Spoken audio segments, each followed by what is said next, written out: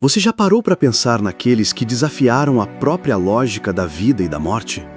O que aconteceria se um homem, em vez de enfrentar o inevitável fim, simplesmente desaparecesse? E se a sua vida, em vez de ser uma jornada para o túmulo, fosse uma caminhada tão íntima com Deus que no final a distância entre o céu e a terra se tornasse irrelevante? E é isso que iremos abordar nesse vídeo. Vamos juntos nessa jornada. Mas antes de começar o vídeo de hoje, já deixe o seu like aqui embaixo para ajudar o canal a crescer. E se você ainda não é inscrito, clique no botão de inscrever-se e ative o sininho para não perder nenhum dos nossos próximos vídeos. Combinado? Então vamos lá. Num tempo em que a sombra de Caim ainda se estendia sobre a terra e o eco do fratricídio assombrava a memória dos homens, caminhava um homem de linhagem abençoada.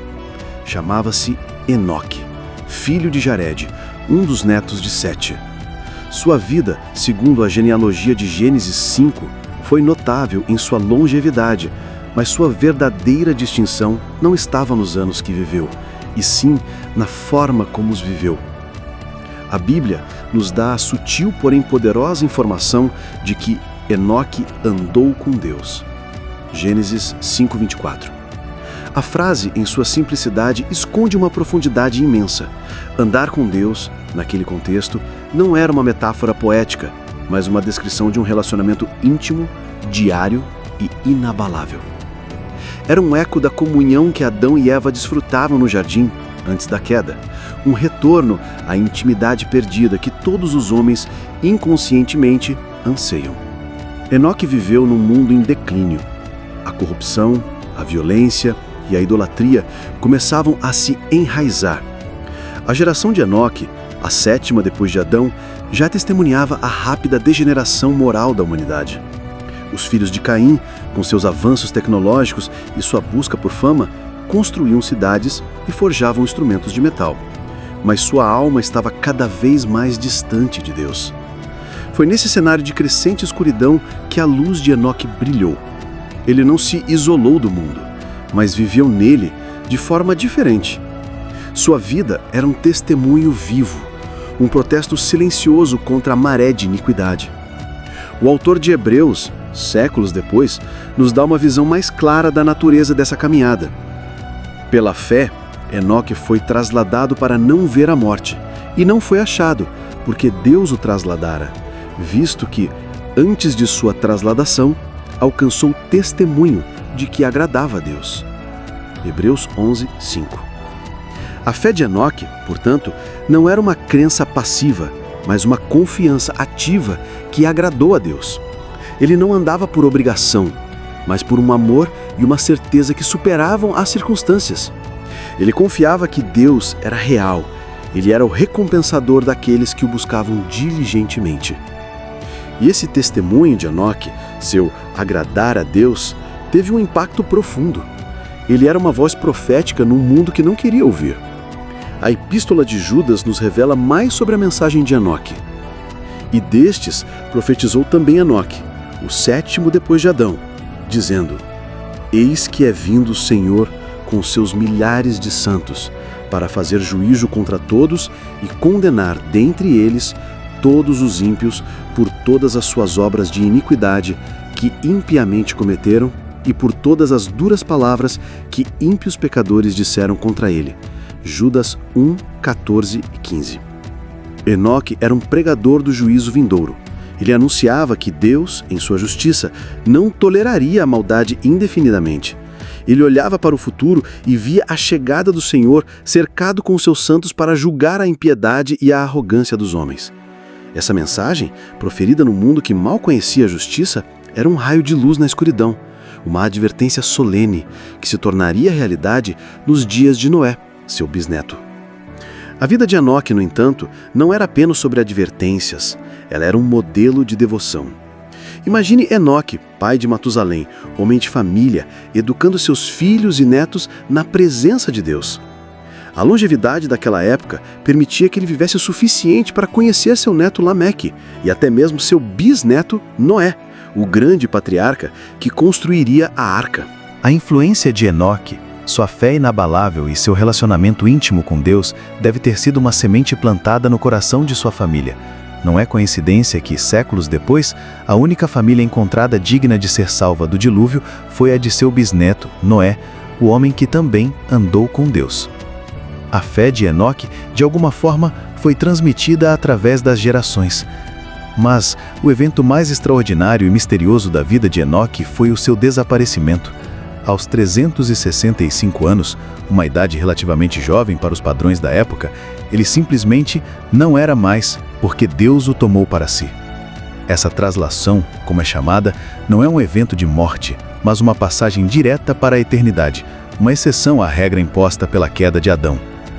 A morte, que é o salário do pecado, não teve poder sobre ele. A ausência de um corpo, de um túmulo, de uma história de morte fez de Enoque uma figura lendária. Os homens de sua época e os que vieram depois devem ter se perguntado: onde está Enoque? O que aconteceu com ele?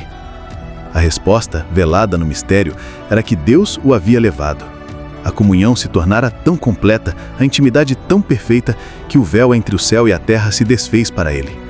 Ele não viu a morte porque, em sua jornada com Deus, já havia ultrapassado os limites da vida terrena. Ele era o primeiro a experimentar a vitória sobre a morte, um prenúncio da ressurreição, uma mostra do que a fé verdadeira pode alcançar. O mistério de Enoque inspirou inúmeras especulações e lendas. No livro de Enoque, uma obra apócrifa, ele é retratado como um vidente que ascende aos céus, recebendo revelações sobre a natureza dos anjos caídos, o dilúvio e o juízo final. Embora essa obra não seja considerada canônica pelas principais tradições cristãs e judaicas, ela demonstra o impacto cultural e espiritual da figura de Enoque. Ele se tornou o símbolo do homem que alcança a comunhão perfeita com Deus, a ponto de ser levado para sua presença sem a interrupção da morte. A história de Enoque, em sua concisão bíblica, é um farol de esperança. Ele é o homem que não morreu, mas a sua história não é sobre a ausência da morte, e sim sobre a presença de uma vida plena. Sua vida nos ensina que a jornada mais importante não é a busca por bens materiais ou poder, mas a busca por Deus. Sua caminhada passo a passo, dia após dia, nos mostra que a santidade não é um evento isolado, mas um processo contínuo de aproximação e entrega.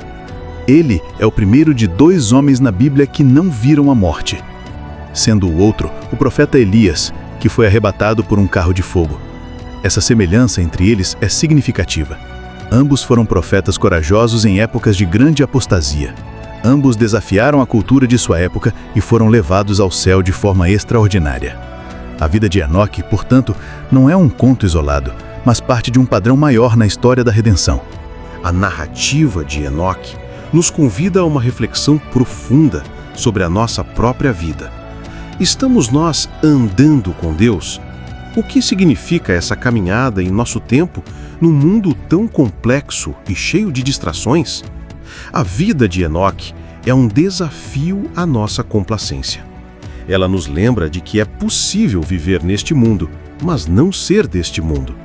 É possível ter um relacionamento íntimo e transformador com o Criador, um relacionamento que, no final, pode nos levar além dos limites da vida e da morte, para a eternidade. Sua história, tão brevemente contada na Bíblia, é um lembrete eterno de que a fé, a devoção e a amizade com Deus têm um poder que transcende o tempo, a gravidade e até mesmo a própria morte.